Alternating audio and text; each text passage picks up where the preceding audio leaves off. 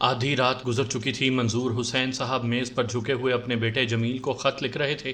ان کی بیگم نے بستر پر کروٹ بدلتے ہوئے کہا، جب بھی بیٹے کا خط آتا ہے آپ جواب لکھنے میں شام سے صبح کر دیتے ہیں، بس اب سو بھی جائیں، باقی خط کل بھی لکھا جا سکتا ہے۔ انہوں نے اینک کو ناک پر درست کرتے ہوئے کہا، محبت باقی نہیں رکھی جاتی بیگم، ماں کی چھاتی میں جتنا دودھ آتا ہے وہ سب کا سب بچے کو پلا دینا چاہتی ہے۔ میرے قلم کی روانی میں جتنا پیار بہہ رہا ہے میں وہ سارے کا سارا بہا دینا چاہتا ہوں۔ پتہ نہیں صبح تک ہماری عمر وفا کرے نہ کرے، ہمیں کچھ بھی باقی نہیں چھوڑنا چاہیے۔ آپ ایسی باتیں نہ کریں، خدا نے چاہا تو ہم اپنے بیٹوں کا صحرا دیکھنے کے لیے سلامت رہیں گے۔ منصور تو گجرانوالہ میں اپنے دوست کا صحرا دیکھ رہا ہوگا اور بڑے صاحبزادے سعودی عرب میں ہیں، اسے تو کوئی لڑکی پسند ہی نہیں آتی۔ آ جائے گی، ماشاءاللہ ہمارے بچے نیک اور سعادت مند ہیں، ایسی ہی بہویں بھی ڈھونڈ کر لائیں گے۔ اسی وقت کال بیل کی آواز سنائی دی۔ بیگم نے حیرانگی سے کہا، اتنی رات کو ہمارے ہاں کون آ سکتا ہے؟ منظور حسین اپنی جگہ سے اٹھتے ہوئے بولے، ہو سکتا ہے منصور کسی وجہ سے جلدی واپس آ گیا ہو۔ بیگم بستر سے اٹھ گئیں، ان کے ساتھ ڈرائنگ روم کی طرف جاتے ہوئے بولی، پہلے اطمینان کر لیجئے گا، چور بدماش بھی تو ہو سکتے ہیں۔ بھائی مجھے اتنی عقل ہے، تم اطمینان رکھو۔ وہ دونوں ڈرائنگ روم سے گزرتے ہوئے بیرونی دروازے تک آئے۔ دروازے کے شیشوں کے پار پولیس انسپکٹر حشمت بیگ 2 سپاہیوں کے ساتھ کھڑا ہوا نظر آیا۔ منظور حسین اور بیگم کو دماغی جھٹکا سا لگا۔ آج تک ان کے دروازے پر پولیس کا کوئی آدمی نہیں آیا تھا، اور بھلا کیوں آتا؟ پولیس والے تو چور بدماشوں کے دروازوں پر جاتے ہیں۔ حشمت بیگ نے اپنی چھڑی کے ہینڈل کو دروازے کے شیشے پر ٹھونکتے ہوئے کہا، دروازہ کھولو، جلدی کرو۔ منظور حسین نے دروازہ کھولا۔ حشمت بیگ کچھ اور جھٹکے سے اسے کھولتا ہوا اندر آیا، مونچھوں پر تاؤ دیتے ہوئے ادھر ادھر دیکھنے لگا۔ پھر منظور حسین کو گھورتے ہوئے بولا، اس علاقے میں آپ کی عزت اور شرافت کی دھوم ہے، آپ کی جگہ کوئی دوسرا ہوتا تو ہتھکڑیاں پہنا کر اسے لے جاتا۔ اب بھی آپ کی بھلائی اسی میں ہے کہ اپنے بیٹے کو قانون کے حوالے کر دیں۔ کیا ہمارے بیٹے کو؟ مگر کیوں؟ اس کا قصور کیا ہے؟ جی ہاں، آپ کے بیٹے کا نام منصور ہے نا؟ جی ہاں، وہ آج دوپہر کو گجرانوالہ گیا ہے، کل صبح۔ حشمت بیگ گرج کر بولا، آپ بکواس نہ کریں، وہ بھولی نام کی ایک بھولی بھالی لڑکی کو بھگا کر لے گیا ہے۔ میرا خیال ہے کہ وہ اسی گھر میں پناہ لے سکتا ہے۔ والدین کی آنکھیں حیرت سے پھٹی کی پھٹی رہ گئیں۔ وہ جو کچھ سن رہے تھے اس پر یقین نہیں آ رہا تھا، اس لیے کہ اپنے بچوں کی پرورش اور انہیں دی ہوئی تعلیمات پر انہیں ناز تھا۔ بیگم نے اضطراری حالت میں گردن ہلاتے ہوئے نہیں نہیں کی تکرار کرتے ہوئے کہا، نہیں آفیسر نہیں، میرے بیٹے پر کسی نے جھوٹا الزام لگایا ہے، اگر میرا کوئی بیٹا ایسا ہوتا تو میں اس کی ماں نہ ہوتی۔ منظور حسین نے کہا، انسپکٹر، ایک باپ کی حیثیت سے میں بھی یہ تسلیم نہیں کر سکتا کہ میری اولاد سے ایسا جرم سرزد ہو سکتا ہے، لیکن آپ قانون کے محافظ ہیں، کسی کی یقین دہانی پر یہاں آئے ہیں، کیا آپ بتا سکتے ہیں کہ اتنا بڑا الزام کس نے لگایا ہے؟ اس نے چھڑی کے اشارے سے ایک سپاہی کو حکم دیا، جاؤ ٹیکسی ڈرائیور کو رکنے کے لیے کہو اور لڑکی کے باپ کو بلا کر لے آؤ۔ سپاہی چلا گیا۔ حشمت بیگ تھکے ہوئے انداز میں ایک کرسی پر بیٹھنے لگا۔ منظور حسین نے کہا، جناب صوفے پر بیٹھیں، اپنے سپاہی کو حکم دیں کہ وہ ہمارے گھر کی تلاشی لے، آپ کو یقین آ جانا چاہیے کہ بھولی نام کی کوئی لڑکی یہاں نہیں ہے۔ وہ مونچھوں پر تاؤ دیتے ہوئے بولا، میرا نام حشمت بیگ ہے، میں لفافہ دیکھ کر مضمون بھانپ لیتا ہوں۔ وہ لڑکی اس لفافے میں، میرا مطلب ہے اس گھر میں نہیں ہے، آپ کا لڑکا اسے کسی دوسری جگہ لے گیا ہے۔ پھر وہ انگڑائی لیتا ہوا بدن کی ہڈیاں چٹکھاتا ہوا بولا، یہ پولیس کی نوکری دن بھر دوڑاتی ہے، تھک کر چور ہو گیا ہوں، کچھ کھانے کے لیے ہو تو چائے کے ساتھ لے آؤ۔ میں ابھی لاتی ہوں۔ بیگم کچن کی طرف چلی گئیں۔ 10 منٹ کے بعد ڈرائنگ روم کا دروازہ کھلا، وہاں ایک سپاہی تھا اور اوصاف بیگم ایک بوڑھے آدمی کے ساتھ کھڑی ہوئی تھی۔ بوڑھے آدمی کی آنکھیں یوں سوجی ہوئی تھیں جیسے وہ مسلسل روتا رہا ہو۔ دروازہ کھلتے ہی وہ ہاتھ جوڑتا ہوا اندر آیا۔ انسپکٹر سے بولا، اگر یہ منصور کے والد ہیں تو میں ہاتھ جوڑتا ہوں، ان کے قدموں میں گرتا ہوں، خدا کے لیے میری بیٹی واپس کر دیں۔ میں ایک عزت دار آدمی ہوں، صبح ہونے سے پہلے وہ مجھے نہ ملی تو میں کسی کو منہ دکھانے سے پہلے مر جاؤں گا۔ منظور حسین کا دل اس کی المناک حالت سے پسیج گیا۔ وہ بولے، جناب آپ یہاں آ کر بیٹھیں، عزت دینے والا تو خدا ہے، کوئی آپ کو ذلت نہیں دے سکے گا۔ آپ یہ بتائیں کہ آپ کو میرے لڑکے پر شبہ کیوں ہے؟ کیا یہ ممکن نہیں ہے کہ میرے بیٹے کے خلاف آپ کو بھڑکایا گیا ہو؟ بھولی کے باپ نے اوصاف بیگم سے کہا، بہن بھولی کی وہ کاپی دو، میں ثبوت دیتا ہوں۔ اوصاف بیگم نے 50 صفحات والی ایک کاپی بڑھا دی۔ پھر اس نے پوچھا، منصور کی امی کہاں ہیں؟ کچن میں ہیں۔ وہ اٹھ کر کچن کی طرف جانے لگی۔ منظور حسین نے اس کاپی کو کھول کر دیکھا۔ اس کے صفحات پر جگہ جگہ منصور کا نام اور کوٹھی کا نمبر لکھا ہوا تھا۔ جگہ جگہ مختلف انداز میں لکھا ہوا تھا کہ بھولی منصور کو دل و جان سے چاہتی ہے، منصور اسے دنیا والوں سے دور خوابوں کی دنیا میں لے جانا چاہتا ہے۔ بھولی کے باپ نے کہا، اور وہ اسے کہیں خوابوں کی دنیا میں لے گیا ہے؟ میں نے سنا ہے منظور صاحب کہ آپ نے اپنی ایک بیٹی بیائی ہے، آپ عزت دار آدمی ہیں، کیا آپ میری عزت نہیں رکھیں گے؟ منظور حسین نے کہا، میں اپنی جان دے کر بھی آپ کی عزت رکھوں گا، مجھے تھوڑی دیر سوچنے اور سمجھنے کی مہلت دیجیے۔ وہ مہلت حاصل کر کے سوچنے لگے۔ کچن میں اوصاف بیگم منصور کی امی سے اپنا تعارف کراتے ہوئے کہہ رہی تھی، بہن منصور کو میں بھی اچھی طرح جانتی ہوں، وہ روز 9 بجے میرے ہاں آتا ہے اور 3 بجے سپہر سے پہلے چلا جاتا ہے۔ بھولی بھی میرے ہاں آتی تھی، میں کبھی سوچ بھی نہیں سکتی تھی کہ وہ محبت میں دیوانے ہو کر ایسی حرکت کر بیٹھیں گے۔ مجھے معلوم ہوتا تو میں آپ کے پاس آ کر کہتی کہ بھولی کو بہو بنا کر لے آئیں۔ بیگم نے کہا، گھر سے بھاگنے والی لڑکی کو میں بہو کیسے بنا سکتی ہوں؟ بہن سچ پوچھو تو تالی دونوں ہاتھوں سے بجی ہے، اس میں صرف بھولی کی نہیں، آپ کے بیٹے کی بھی نادانی ہے، بلکہ زیادتی ہے۔ کوئی لڑکی تنہا بھاگنے کی جرأت نہیں کر سکتی، انہیں لڑکے ورغلاتے ہیں۔ بھلے آپ اپنے بیٹے کی خطا تسلیم نہ کریں، نہیں اگر منصور نے ایسا کیا ہے تو میں بھولی کو معصوم اور اپنے بیٹے کو مجرم کہوں گی، لیکن یہ غلطی تسلیم کرنے کا نہیں بلکہ قانون کی گرفت سے محفوظ رہنے اور بدنامی سے بچنے کا مسئلہ ہے۔ ہم تو سوچ بھی نہیں سکتے تھے کہ کبھی تھانے کچہری کا منہ دیکھنا پڑے گا۔ اوصاف بیگم نے کہا، ہاں اولاد کی جذباتی غلطی والدین کی اور خاندان کی برسوں کی عزت خاک میں ملا دیتی ہے۔ منصور کی امی نے التجا آمیز لہجے میں کہا، بہن تم چاہو تو لڑکی کے باپ کو سمجھا سکتی ہو، تھانے کچہری تک بات جائے گی تو لڑکی بدنام ہوگی، اگر ذرا صبر سے کام لیا جائے تو ہم سب لڑکے لڑکی کو ڈھونڈ نکالیں گے۔ اوصاف بیگم نے کہا، میں بھی تمہیں بہن سمجھتی ہوں، تمہاری عزت میری عزت ہے، لیکن اب یہ کیس لڑکی کے باپ کے ہاتھ سے نکل کر تھانے دار حشمت صاحب کے ہاتھ میں پہنچ گیا ہے۔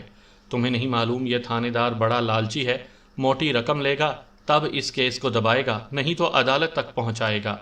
عدالت میں جائیں ہمارے دشمن، میں منصور کے ابو سے کہتی ہوں وہ انسپیکٹر کو دے دلا کر اس کیس کو تھانے میں اندراج کیے بغیر روک دیں گے۔ اوصاف بیگم نے کہا، منصور کے ابو ایک شریف آدمی ہیں، شریف آدمی ایک بدماش کو قائل کر سکتا ہے، تھانے دار کو نہیں کر سکتا، یہ کام میں ہی کر سکتی ہوں۔ منصور کی امی نے خوش آمد کی۔ اوصاف بیگم ڈرائنگ روم میں آئی اور انسپیکٹر حشمت بیگ کو ایک طرف بلا کر خسر پھسر کرنے لگی، دوسری طرف بیگم نے منظور صاحب کو بلا کر سمجھایا کہ یہ معاملہ رات کے اندھیرے میں ختم ہو جائے تو بہتر ہے، انسپیکٹر کا منہ نوٹوں سے بھر دینا چاہیے۔ منظور حسین نے کہا، آج تک میں نے کسی سے رشوت نہیں لی اور نہ ہی کسی کو رشوت دی ہے، اگر بیٹا مجرم ہے تو اسے سزا ملنی چاہیے۔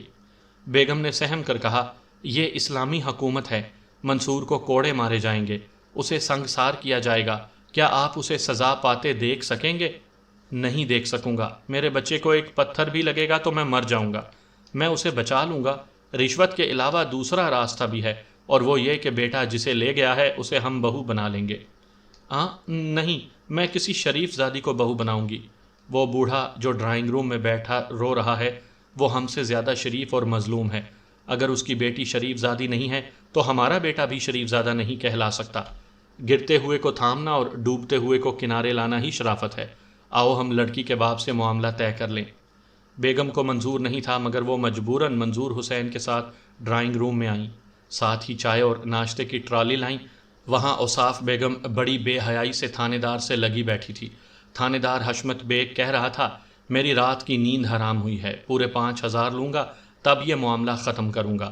منظور حسین نے کن اکھیوں سے حشمت بیگ کو دیکھا، پھر بھولی کے باپ کے پاس آ کر بیٹھتے ہوئے کہا، بھائی صاحب، لڑکے لڑکی دونوں نے بڑی غلطی کی ہے، اگر وہ دونوں ایک دوسرے کو اس قدر چاہتے ہیں اور آپ بھی چاہتے ہیں تو ہم ان دونوں کی شادی کروا دیں گے، تمام غلطیوں اور بدنامیوں پر پردہ پڑ جائے گا۔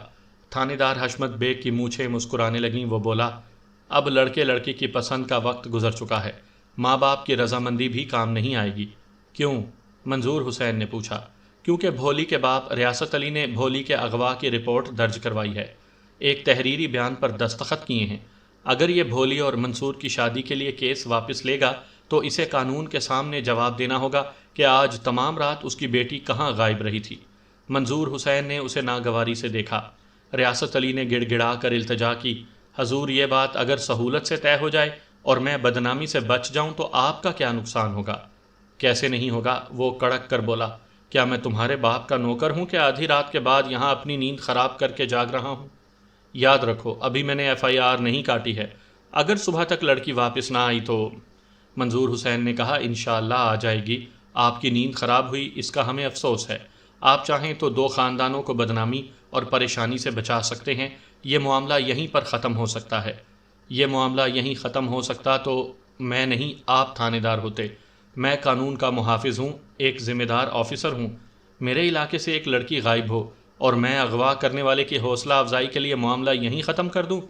یہ نہیں ہو سکتا۔ کیا ہو سکتا ہے یہ میں جانتی ہوں۔ اوصاف بیگم نے اٹھتے ہوئے بیگم سے کہا، بیگم صاحبہ آپ ذرا ادھر آئیں۔ وہ دونوں دوسرے کمرے میں گئیں۔ اوصاف بیگم نے کہا، وہ 5,000 سے 1 پیسہ کم نہیں لے گا۔ بیگم نے کہا، منصور کے ابو رشوت دینے کے خلاف ہیں، تو پھر جانے دو عدالت میں، اخباروں میں، گلیوں میں، کوچوں میں اپنی عزت کا جنازہ اٹھتے دیکھنا۔ وہ جانے لگی۔ بیگم نے اس کا ہاتھ پکڑ کر روکتے ہوئے کہا، بہن میں کیا کروں، میری سمجھ میں کچھ نہیں آتا۔ اچانک ہم پر افتاد آ پڑی ہے کہ عقل کام نہیں کرتی۔ بس ایک ہی بات میں جانتی ہوں کہ میرا بیٹا اسلامی تعزیرات سے محفوظ رہے۔ اوصاف بیگم نے کہا، تو پھر منصور کے ابو کو جانے دو، آپ چپ چاپ اس کی مطلوبہ رقم بھی ادا کر دیں، میں اسے باہر لے جا کر سارا معاملہ ٹھنڈا کروا دوں گی۔ بیگم تیزی سے سوچنے لگیں۔ بیٹے کی سلامتی کے لیے یہی ایک راستہ سمجھ آیا کہ چپ چاپ رشوت دے دی جائے۔ انہوں نے پوچھا، اگر میں مطالبہ پورا کروں تو پھر یہ لوگ میرے بیٹے کو گرفتار نہیں کریں گے نا؟ بالکل نہیں، کوئی منصور کو ہاتھ نہیں لگائے گا، اس دروازے پر کبھی پولیس والے نہیں آئیں گے۔ اچھا تم یہاں بیٹھو، میں ابھی رقم لے کر آتی ہوں۔ وہ خوابگاہ کی طرف چلی گئی۔ ڈرائنگ روم میں منظور حسین تھانے دار کے سامنے ایک صوفے پر بیٹھے اسے دین ایمان کی باتیں سمجھا رہے تھے کہ ہم اسلامی نظام اسی وقت قائم کر سکتے ہیں جب ہم میں سے ہر شخص فرض شناس ہو۔ ایک پولیس والے کا کام صرف مجرم کو پکڑنا ہی نہیں ہے بلکہ مجرموں کو راہ راست پر لانا بھی ہے۔ اگر غلطی سے توبہ کر لیں یا ان کے والدین انہیں رشتہ ازدواج میں منسلک کر کے آئندہ غلطیوں کے امکانات ختم کر دیں تو ایک پولیس آفیسر کو ان سے مکمل تعاون کرنا چاہیے۔ تھانے دار حشمت بیگ سن رہا تھا اور رہ رہ کر جمائیاں لیتا جا رہا تھا۔ طبی نظریات سے قطع نظر جمائیاں اظہار کا سلیقہ رکھتی ہیں۔ عورت کی انگڑائیاں بلاتی ہیں، جمائیاں بھگاتی ہیں، خاموش ادا سے کہہ دیتی ہیں، اب جاؤ نیند آ رہی ہے۔ ایک گھریلو عورت ریڈیو سے بازار کا بھاؤ سن کر جمائی لیتی ہے۔ آدھی قوم بس اسٹاپ پر کھڑے ہو کر منہ پھاڑتی ہے۔ کافر دین کی باتیں سن کر اور سرکاری ملازمین رشوت نہ ملنے پر جمائیاں لیتے ہیں۔ یہ جمائی بین الاقوامی زبان ہے، دنیا کے ہر خطے میں منہ پھاڑ کر بولی جاتی ہے۔ تھانے دار کی یہ زبان بیچارے منظور حسین کی سمجھ میں نہیں آئی۔ تھوڑی دیر بعد اوصاف بیگم نے آ کر کہا، تھانے دار جی چلیے، یہ لوگ اپنے اصول کے پابند ہیں، یہ اپنا انجام خود ہی بھگت لیں گے۔ ایسا کہتے وقت اس نے آنکھ کا مخصوص اشارہ کیا۔ تھانے دار سمجھ گیا کہ کام بن گیا ہے۔ وہ اٹھ کر اوصاف بیگم کے ساتھ باہر جانے لگا۔ بھولی کا باپ ان کے پیچھے گڑ گڑاتا ہوا جا رہا تھا کہ اس کی عزت بچائی جائے۔ منظور حسین خاموشی سے سر کو جھکائے بیٹھے رہے۔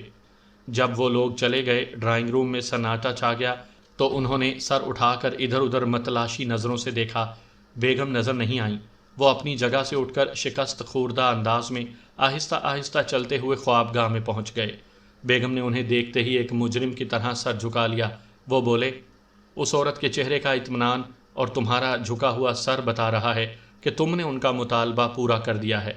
بیگم آنچل کی آڑ میں منہ چھپا کر رونے لگیں۔ بلک بلک کر کہنے لگیں، اسلام میں کوئی مجرم سزا سے نہیں بچ سکتا، سزائیں سخت ہیں اور بچے نادان ہیں۔ وہ عادی مجرم نہیں ہیں، انہوں نے جرم کو جرم سمجھ کر نہیں کیا ہے۔ مجرم میں ہوں کہ میں نے رشوت دی، مجرم وہ قانون کا محافظ ہے جو رشوت لے کر گیا ہے۔ میں جان بوجھ کر اندھی نہیں بن سکتی تھی، اپنے بیٹے کو سنگسار کروانے کے لیے رشوت خوروں کے حوالے نہیں کر سکتی تھی۔ میں نے زندگی میں پہلی بار آپ سے پوچھے بغیر کام کیا ہے، میں سزا پانے کے لیے تیار ہوں۔ ایسے کہنے کے دوران وہ پھوٹ پھوٹ کر رو رہی تھیں۔ منظور حسین آہستہ آہستہ ایک کرسی پر بیٹھ گئے۔ ان کے اصول، ان کی سچائی، ان کی مستقل مزاجی کمزور پڑ گئی۔ وہ ایک ماں کی ممتا سے نہیں لڑ سکتے تھے۔ وہ دونوں چپ رہے، اپنی اپنی جگہ سوچتے رہے کہ بیٹا اس وقت کہاں ہوگا، کیا وہ سچ مچ کسی لڑکی کو بھگا کر لے گیا ہے یا یہ محض ایک دہشت طاری کر دینے والا خواب ہے؟ وہ خود کو تسلیاں دے رہے تھے کہ صبح ہوتے ہی خواب ٹوٹ جائے گا، دہشت ختم ہو جائے گی اور وہ بیٹے کا ہنستا مسکراتا چہرہ دیکھیں گے۔ دوسری طرف منصور بھولی کے نشے میں چور تھا۔ پروگرام کے مطابق پروین صبح 5 بجے سے پہلے ٹیکسی لے کر آئی تھی اور بھولی کو ساتھ لے گئی تھی۔ منصور اپنا بیگ شانے سے لٹکا کر وقت گزارنے میکلوڈ روڈ کی طرف آیا۔ دن کا اجالا پھیل چکا تھا۔ اس نے ایک حمام میں غسل کیا، لباس تبدیل کیا اور شیو کروانے کے بعد انارکلی کی ایک دکان میں پوری بھاجی کا ناشتہ کیا۔ ڈٹ کر ایک گلاس لسی پی، پھر گھر کی طرف روانہ ہو گیا۔ یعنی اب وہ گجرانوالہ سے گھر واپس جا رہا تھا۔ نہر کے کنارے اسے اپنی کوٹھی ویران ویران سی لگی۔ بیرونی دروازہ مقفل نہیں تھا۔ وہ دروازہ کھول کر ڈرائنگ روم میں آیا۔ وہاں عجیب سا سناٹا تھا۔ امی ابو نظر نہیں آ رہے تھے۔ کسی دور افتادہ کمرے سے کوئی بات، کوئی آہٹ سنائی نہیں دے رہی تھی۔ وہ مختلف کمروں سے گزرتا ہوا خوابگاہ کے دروازے پر آ کر ٹھٹک گیا۔ اس کے ابو کرسی پر بیٹھے تھے اور میز پر جھکے سر ٹیکے ہوئے سو رہے تھے۔ امی پلنگ کے پاس قالین پر بیٹھی تھیں۔ بستر کے سرے پر ان کا سر ٹکا ہوا تھا اور وہ بھی سو رہی تھیں۔ منصور کا دل دھک سے رہ گیا۔ صاف پتہ چل رہا تھا کہ اس کے والد جس حالت میں رات بھر جاگتے رہے تھے، اسی حالت میں اب دن کے 10 بجے تک سو رہے ہیں۔ مگر کیوں جاگ رہے تھے؟ کیا بھید کھل گیا ہے؟ لیکن کیسے کھل سکتا ہے؟ وہ محبت، وہ ملاقات بڑی رازداری سے ہوئی تھی۔ ایسا کوئی دشمن یا مخبر نہیں تھا جو اس گھر تک پہنچ سکتا۔ وہ مطمئن ہو کر خوابگاہ میں داخل ہوا۔ پھر اس نے ہولے سے آواز دی، ابو! وہ نیند میں کسمسائے۔ ماں نے بیٹے کی آواز نیند کی غفلت اور گہرائی میں بھی سن لی تھی۔ اس نے پھر آواز دی، امی! انہوں نے یکدم سے آنکھیں کھول دیں۔ دروازے پر کھڑے ہوئے بیٹے کو دیکھا تو آنکھیں سکتے کے عالم میں دیکھتی ہی رہ گئیں۔ یقین نہیں آ رہا تھا کہ نیند سے بیدار ہو گئی ہیں۔ اس کے ابو بھی دوسری طرف بیدار ہو گئے تھے اور سوالیہ نظروں سے اسے دیکھ رہے تھے۔ اس نے ہچکچاتے ہوئے پوچھا، آپ دونوں اس طرح کیوں سو گئے تھے؟ کیا بات ہے؟ بیگم اور منظور حسین نے ایک دوسرے کو بولتی نظروں سے دیکھا۔ بیگم کی نظریں بول رہی تھیں، میرے بیٹے کے شانے سے بیگ لٹک رہا ہے، یہ سچ مچ گجرانوالہ سے آ رہا ہے۔ منظور حسین کی نظریں بول رہی تھیں، ایک ماں 1000 بار دھوکہ کھانے کے بہانے ڈھونڈ لیتی ہے، میں دھوکے میں نہیں آ سکتا، مجھے اپنے بیٹے کا نہیں ایک جھوٹے کا چہرہ نظر آ رہا ہے۔ انہوں نے سرد لہجے میں پوچھا، وہ لڑکی کہاں ہے؟ منصور کے دماغ کو جھٹکا لگا۔ وہ ایک قدم پیچھے لڑکھڑا گیا۔ جی آپ کیا کہہ رہے ہیں؟ کون لڑکی؟ بھولی، ریاست علی کی بیٹی، اوصاف بیگم کی پڑوسن۔ منصور کا سر چکرا گیا۔ اس نے دروازے کا سہارا لیا، مارے ندامت کے اپنا منہ اپنے بازو میں چھپا لیا۔ اسے پہلی بار پتہ چلا کہ زمین میں گڑ جانا کسے کہتے ہیں۔ وہ محسوس کر رہا تھا کہ پاؤں تلے سے زمین سرک گئی ہے اور وہ شرم سے گڑ رہا ہے۔ ذرا دیر بعد اسے اپنے شانے پر امی کا ہاتھ محسوس ہوا۔ وہ کہہ رہی تھیں، بیٹے اسے بھگا کر کہاں لے گئے ہو؟ کیا یہاں لائے ہو؟ اب اس کے حیران ہونے کی باری تھی۔ وہ بدستور منہ چھپاتے ہوئے بولا، یہ جھوٹ ہے، میں کسی کو بھگا کر نہیں لایا ہوں، میں کبھی ایسی حرکت نہیں کر سکتا، کسی نے آپ کے کان بھرے ہیں۔ کل رات لڑکی کا باپ خود یہاں پولیس والوں کے ساتھ آیا تھا۔ بیٹے ہمارے دروازے پر پولیس والے کیوں آئے؟ جواب دو۔ وہ کیا جواب دیتا؟ وہ بھولی کو بھگا کر نہیں لے گیا تھا، یہ سچ ہے، اور یہ بھی سچ ہے کہ وہ بھولی کے ساتھ ایک رات کے لیے بھاگا ہوا تھا۔ وہ ہچکچاتے ہوئے بولا، امی پولیس والے اغوا کا جھوٹا کیس بنا کر آئے تھے، پولیس والے جرم کرنے والے کو نہیں روک سکتے، ہم پولیس والوں کو مجرمانہ حرکتوں سے باز نہیں رکھ سکتے۔ میں ایک سوال کا جواب چاہتی ہوں، بھولی کہاں ہے؟ وہ اپنے گھر میں ہے۔ کیا تمہیں پورا یقین ہے؟ جی ہاں۔ یعنی آنکھوں دیکھا یقین ہے؟ جی ہاں۔ اس کا مطلب ہے بھولی کو قریب سے دیکھتے ہو، قریب سے جانتے ہو اور قریبی تعلقات ہیں؟ وہ ہچکچاتے شرماتے ہوئے بولا، وہ بہت اچھی بہت نیک لڑکی ہے، میں آپ سے اس کا ذکر کرنے والا تھا۔ میں ایک ہی بات جانتی ہوں، گھر والے جسے رات بھر تلاش کرتے رہے ہوں وہ نیک لڑکی نہیں ہو سکتی۔ امی نیک لوگوں سے بھی غلطیاں ہوتی ہیں، اس کی غلطی میں میں بھی برابر کا شریک ہوں، لیکن اس کا یہ مطلب نہیں ہوتا کہ ہمارے اندر سے نیک جذبے ختم ہو چکے ہیں۔ منظور حسین نے اپنی جگہ سے اٹھتے ہوئے کہا، بیگم بحث نہ کرو، اپنے بیٹے سے کہو ایک کاغذ پر ریاست علی کا پتہ لکھ دے، میں ابھی لباس تبدیل کر کے وہاں جاؤں گا اور اپنی آنکھوں سے دیکھوں گا کہ بھولی وہاں موجود ہے یا نہیں۔ یہ کہہ کر وہ باتھ روم کی طرف جانے لگے۔ جب وہ چلے گئے، باتھ روم کا دروازہ بند ہو گیا تو منصور نے کہا، امی، میری ایک غلطی سے آپ کو اور ابو کو جو صدمہ پہنچا ہے اس پر میں بہت شرمندہ ہوں۔ اب ساری زندگی اس کی تلافی کے لیے کوشش کرتا رہوں گا، لیکن آپ میری ایک بات مان لیں، میں پھر آپ سے زندگی بھر کچھ نہیں مانگوں گا، مجھے بھولی چاہیے۔ بیگم نے بیٹے کی بھیک مانگنے والی صورت دیکھی، سر جھکا کر سوچا، پھر کہا، ابھی میں وعدہ نہیں کر سکتی، تمہاری یہ التجا سننے کے بعد مجھ سے رہا نہ جائے گا، میں بھی تمہارے ابو کے ساتھ جاؤں گی۔ منصور نے اطمینان کی سانس لی، اسے یقین تھا کہ بھولی اس کے والدین کے معیار پر پوری اترے گی۔ بھولی کمرے کے ایک گوشے میں دیوار سے ٹیک لگائے ننگے سر فرش پر بیٹھی رو رہی تھی۔ اس کی حالت اس لیے قابل رحم نہیں تھی کہ وہ بیچاری رو رہی تھی، بلکہ اس لیے تھی کہ وہ شرم سے مری جا رہی تھی۔ رونا تو سبھی کو آتا ہے، شرم کسی کسی کو آتی ہے۔ ریاست علی چارپائی پر بیٹھا حقہ گڑ گڑا رہا تھا۔ اس کی آنکھیں سرخ ہو رہی تھیں کیونکہ وہ پچھلی رات سے جاگ رہا تھا۔ حقے کے انگارے اس کے سینے کے اندر سلگ رہے تھے، ہر کش میں بھڑک رہے تھے۔ بوڑھے نے لرزتی ہوئی آواز میں کہا، میرا کلیجہ جل رہا ہے، میری عزت دھواں دھواں ہو رہی ہے۔ خدا کی قسم میری آنکھیں اس وقت تک نہیں سوئیں گی جب تک تجھے کسی کے پلے نہیں باندھ دوں گا۔ اس کے منہ سے آہ یوں نکلی جیسے سینے سے دھواں نکل رہا ہو۔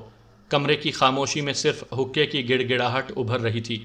ریاست علی نے دور کونے میں بیٹھی بیٹی کو دیکھا، وہ سمٹی ہوئی ادھر ادھر سے اپنے بدن کو چھپائے بیٹھی تھی۔ دوپٹہ سر اور شانے سے ڈھلک کر فرش پر آ گیا تھا۔ وہ کہنے لگا، اب تو تجھے دوپٹے کا بھی خیال نہیں رہتا، بے غیرت، باپ کے سامنے ننگے سر بیٹھی ہے۔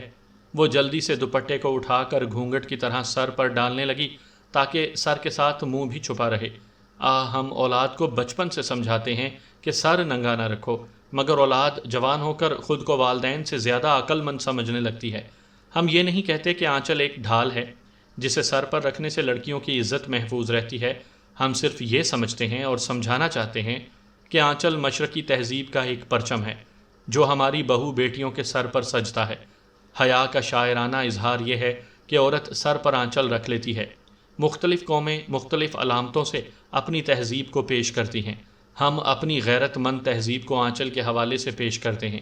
وہ ٹھہر ٹھہر کر بول رہا تھا، حقہ بھی ٹھہر ٹھہر کر گڑ گڑا رہا تھا اور اپنی زبان میں بڑبڑا رہا تھا، کل رات منصور کا باپ تجھے بہو بنا کر لے جانے پر راضی تھا، مگر اوصاف اور تھانے دار کچھ اور ہی دھندے میں لگے ہوئے تھے۔ اب مجھے احساس ہو رہا ہے کہ ہماری پڑوسن ایک غلط عورت ہے۔ جب یہ پہلی بار اپنے میاں اور لڑکیوں کے ساتھ اس محلے میں رہنے آئی تو یہاں کے لوگ دبی زبان سے کہہ رہے تھے کہ ہر شہر میں چکلے بند کر دیے گئے ہیں۔ یہ عورت وہاں سے اٹھ کر اپنے خاندان کے ساتھ یہاں آباد ہو گئی ہے۔ حقہ پھر گڑ گڑایا، انگارے بھڑکے، پھر وہ بولا، مگر اوصاف ایسے اخلاص سے پیش آئی، ایسی محبت سے مجھے بھائی بنایا کہ میں نے محلے والوں کی باتوں پر دھیان نہیں دیا۔ اب پچھتا رہا ہوں کہ تجھے اس گھر دن رات جانے کی اجازت کیوں دیتا رہا، مگر نہیں، شرافت کا تقاضا یہ ہے کہ ہم اپنی زبان سے کسی کی برائی نہ کریں۔ اللہ تعالیٰ برے کاموں کی سزا دیتا ہے، ہمیں کسی پر کیچڑ نہیں اچھالنا چاہیے۔ جس کے اعمال اس کے ساتھ۔ میں ابھی کچھ اور کہہ رہا تھا، بھلا کیا کہہ رہا تھا؟ ریاست علی نے حقے کا کش لگا کر سوچا، پھر کہا، ہاں یاد آیا، وہ منصور کا باپ فرشتہ ہے، اس نے فوراً ہی بدنامی کا منہ بند کرنے کا راستہ ڈھونڈ لیا تھا، مگر وہ تھانے دار مجھے پکڑ کر وہاں سے واپس لے آیا۔ میں کیا کرتا؟ اس تھانے دار کے رحم و کرم پر تھا، ہماری عزت اس کے ہاتھ میں تھی، مجبوراً آنا پڑا۔ اب سوچتا ہوں اس کوٹھی میں کیسے جاؤں، لڑکی کا باپ ہوں، خاندانی عزت اور شرافت ادھر جانے سے روکتی ہے، بے غیرت بن کر جا نہیں سکتا، میرے مالک یہ کیسی مجبوری ہے۔ بھولی اسی طرح کمرے کے ایک گوشے میں سمٹی سمٹائی ہوئی سسک رہی تھی۔ اس نے بیٹی کو دیکھتے ہوئے کہا، حالات مجھے مجبور کر سکتے ہیں مگر بے غیرت نہیں بنا سکتے۔ اب میں تجھے اس گوشے سے اٹھنے نہیں دوں گا اور میں بھی یہیں بیٹھا رہوں گا۔ کوئی رشتہ آیا تو تجھے رخصت کر دوں گا، ورنہ جاگتا رہوں گا، ایک چوکی دار کی طرح پہرا دیتا رہوں گا۔ ایک جوان بیٹی کے باپ کو بے خوابی کی موت مرنا چاہیے۔ اتنے میں دروازے پر دستک سنائی دی۔